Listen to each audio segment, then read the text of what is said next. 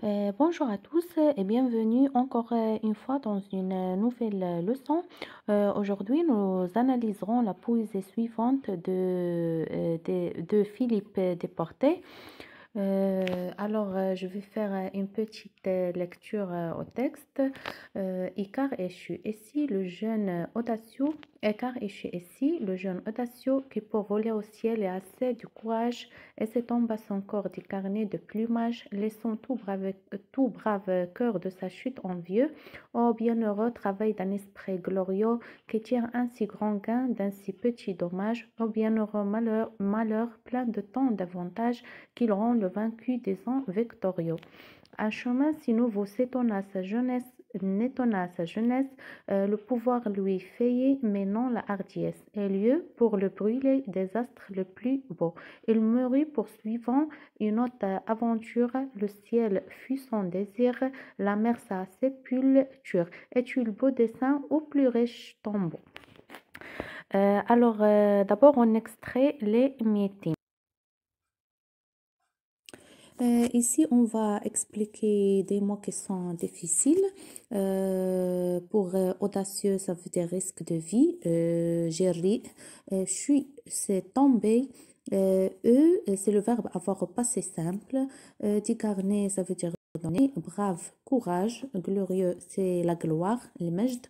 Gain, c'est le réussite ou ribh. Victorieux, postérité, passer à la postérité, ça veut dire que l'histoire de Icare va passer à la postérité. Le brûlé, c'est le soleil, l'astre le plus beau. Sépulture, ça veut dire le beau temps qu'on la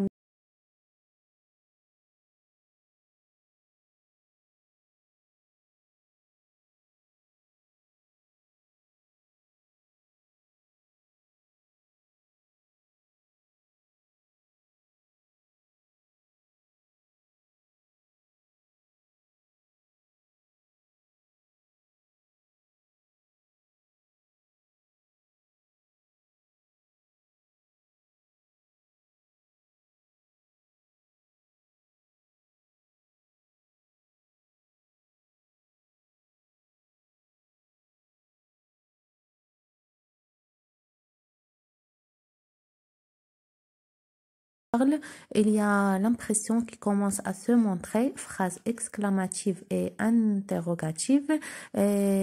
O, c'est objectif, ça veut dire l'absence de jeu. On voit que le pronom personnel je est absent. Après, on va voir les indices. On a chute. Échu, c'est le passé composé et peut-être un participe passé, ce qui exprime l'objectivité. Alors, je vais expliquer cette idée. Quand le lecteur parle d'Icare et quand elle parle de lui-même, va donner le discours. Alors, quand l'auteur parle d'Icare, on parle de l'objectivité. Et quand on trouve dans un poème que le lecteur parle de lui-même, c'est la subjectivité, le discours. Alors, Icare est présent de discours, présent éternel, abadi, que le mythe Icare reste légendaire. Soit le présent, soit le passé composé. Passé simple.